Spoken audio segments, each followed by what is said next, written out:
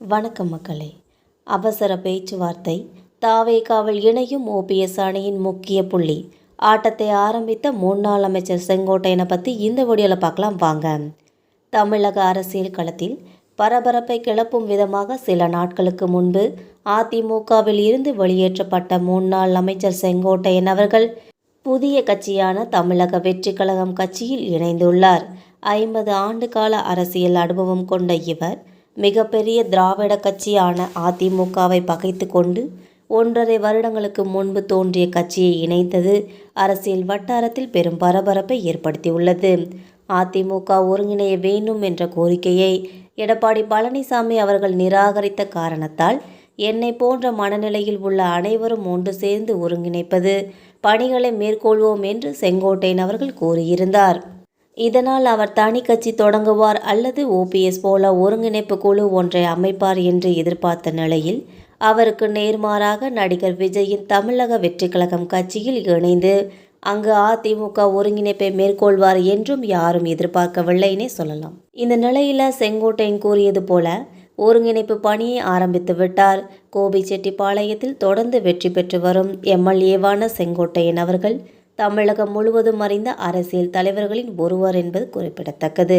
அந்த அளவிற்கு கொங்கு மண்டலத்தில் தன்னுடைய செல்வாக்கை நிலைநிறுத்தியுள்ளார். இதனிடையே மாற்று கட்சியினரை தொடர்ந்து தமிழக வெற்றி கழகம் கட்சியில் இணைந்து வரும் முன்னாள் அமைச்சர் செங்கோட்டையன் அவர்கள் அனுபவமிக்க பல முன்னாள் அமைச்சர்கள் தமிழக வெற்றி கழகம் கட்சியில் இணைவார்கள் என்று சமீபத்தில் பேட்டி அளித்திருந்தார். அதன்படி தற்போது ஓபிஎஸ் ஆதரவாளரான முன்னாள் அமைச்சர் வெல்லமண்டி நடராஜனுடன் அவர் பேச்சுவார்த்தை நடத்தி வருவதாக தகவல்கள் வெளியாகியுள்ளது. இதற்கு பதிலளித்த வெல்லமண்டி நடராஜன் அவர்கள் வரும் டிசம்பர் 15ஆம் தேதி ஓபிஎஸ் முக்கிய முடிவை எடுக்க இருப்பதால் அதுவரை பொறுத்திருக்குமாறு செங்கோட்டையனிடம் கூறியுள்ளதாக தகவல்கள் வெளியாகியுள்ளது.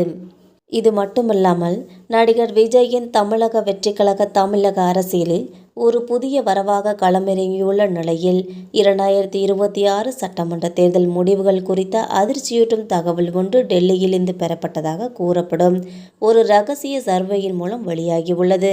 இந்த சர்வேயின் முதல் கட்ட முடிவுகளின்படி எதிர்வரும் தேர்தல்களில் தாவேகா சுமார் 70 முதல் 80 தொகுதிகளில் உறுதியாக வெற்றி பெற வாய்ப்பு இருப்பதாக தெரிய வந்துள்ளது.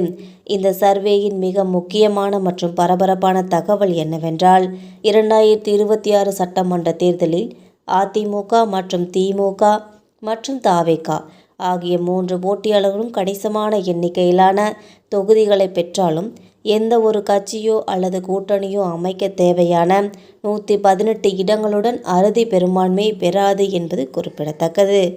மக்களை நம்ம போகிற இந்த தகவல்கள் உங்களுக்கு பயனுள்ளதாக அமைஞ்சால் மறக்காமல் நம்ம சேனலை சப்ஸ்கிரைப் பண்ணி பெல் ஐக்கனை கிளிக் பண்ணி வச்சுக்கோங்க.